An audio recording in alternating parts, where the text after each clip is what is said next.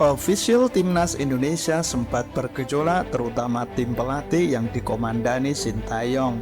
Gejolak muncul dipicu oleh prediksi kemenangan atas Cina yang salah total. Timnas Indonesia kalah 2-1 menghadapi Cina. Gejolak tersebut terjadi bisa juga karena harapan yang sangat besar akan kemenangan saat laga melawan Cina yang berubah menjadi petaka sehingga merubah jalannya pikiran dan skema untuk lolos ke kualifikasi Piala Dunia 2026 putaran ketiga. Bagaimanapun pikiran dan prediksi serta harapan besar atas kemenangan melawan Cina itu wajar. Hal itu terjadi berdasarkan fakta pertandingan sebelumnya, di mana Indonesia mampu menahan dua raksasa Asia yaitu Arab Saudi dan Australia. Lantas bagaimanakah langkah strategis Timnas Indonesia untuk menghadapi 6 pertandingan ke depan? Dan apakah target realistis Timnas Garuda sampai di titik ini? Yuk sebelum lanjut, klik like dan subscribe agar kami bisa berkembang dan semakin baik dalam menyajikan review dan analisa pertandingan.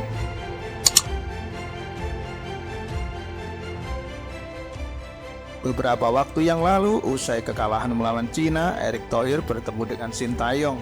Hal ini setelah tertunda karena STY istirahat pulang kampung. Dalam pertemuan tersebut tentunya mengevaluasi performa timnas saat melawan Cina dan strategi apa selanjutnya agar bisa tampil lebih baik dan mendapatkan capaian yang diinginkan. Salah satu poin pertemuannya adalah bagaimana ditentukan target Indonesia yaitu mampu finish di peringkat keempat.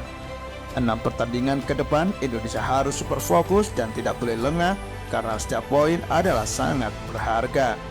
Terdekat Indonesia bakal menjamu Jepang pada 15 November dan Arab Saudi pada 19 November di matchday kelima dan keenam di Stadion GBK. Melawan dua tim papan atas Asia adalah tantangan dan ujian yang sangat besar. Partai yang tidak mudah, di samping Indonesia yang masih berada di level jauh di bawah Jepang dan Arab Saudi, Indonesia belum pernah mengalahkan dua tim tersebut. Namun level permainan Indonesia yang beranjak naik dan didukung oleh ribuan supporter Garuda di GBK, maka bukan tidak mungkin Indonesia akan membuat kejutan. Dengan catatan, Indonesia tidak boleh sering membuat kesalahan dan sangat disiplin di setiap lininya, didukung dengan penyelesaian akhir yang mantap. Itu syarat utama jika Indonesia ingin mendapatkan hasil yang mengejutkan.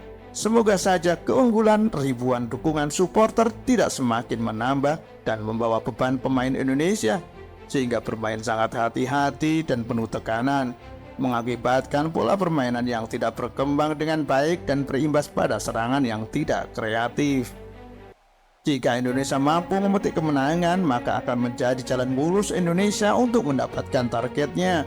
Namun itu hal sulit dan kurang realistis. Dapat 1 poin saja akan menjadikan Indonesia semakin mudah untuk mendapatkan tujuannya sebagai peringkat keempat. Namun jika Indonesia kalah, maka langkah berikutnya cukup berat. Ibarat jika ujian super berat ini mampu dilalui dengan baik, maka ujian berikutnya akan semakin ringan untuk dijalani.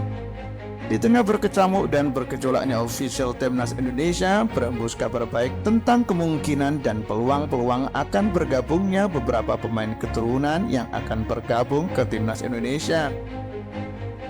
Namun sedikit sayang, Kevin Dix bek andalan FC Copenhagen itu dikabarkan belum bisa memperkuat Timnas Indonesia saat menjamu Arab Saudi dan Jepang di Gelora Bung Karno pada lanjutan ronde ketiga kualifikasi Piala Dunia 2026 zona Asia. Anggota Esko PSSI membenarkan kemungkinan menipisnya Kevin Dix untuk tampil di bulan November mendatang. Menurut Esko PSSI, Kevin Dix bisa bermain dalam laga melawan Jepang pada 15 November dan Arab Saudi pada 20 November jika proses naturalisasinya rampung paling lambat 7 hari sebelum pertandingan pertama. Jika Indonesia akan menjamu Jepang pada tanggal 15 November, maka proses naturalisasinya harus rampung pada 8 November. Keterlambatan ini mengingat DPR RI juga baru terbentuk, sehingga tidak bisa dibuat terburu-buru untuk mempercepat proses naturalisasi. Selain itu, ada nama baru yang disebut netizen Indonesia di media sosial, yaitu pemain muda PSV Eindhoven, Ryan Flamingo. Ia memberi sinyal kuat untuk bergabung dengan Timnas Indonesia. lewat unggahan di media sosial. Dia adalah pemain U21 timnas Belanda saat ini. Nilai marketingnya cukup mentereng, yaitu 200 miliar. Sangat besar nilainya sekelas pemain belakang. Di PSV Eindhoven, Flamengo sering menempati center back. Kemampuan bertanya sangat bagus, pengalamannya di level tertinggi Liga Belanda sangat baik. Meskipun belum diadakan pendekatan oleh PSSI, pemain ini sering disebut-sebut dan dikaitkan netizen akan bergabung dengan timnas. Netizen bahkan sesekali mengajaknya langsung untuk bergabung dengan timnas di akun Instagramnya. Kedalaman skuad di lini belakang Indonesia saat ini harus dimanfaatkan dengan baik. Jangan lagi ada kesalahan memilih starting line up di lini belakang, sehingga mengakibatkan performa yang tidak stabil dan berakhir dengan kekalahan. Salam olahraga, bravo timnas Indonesia.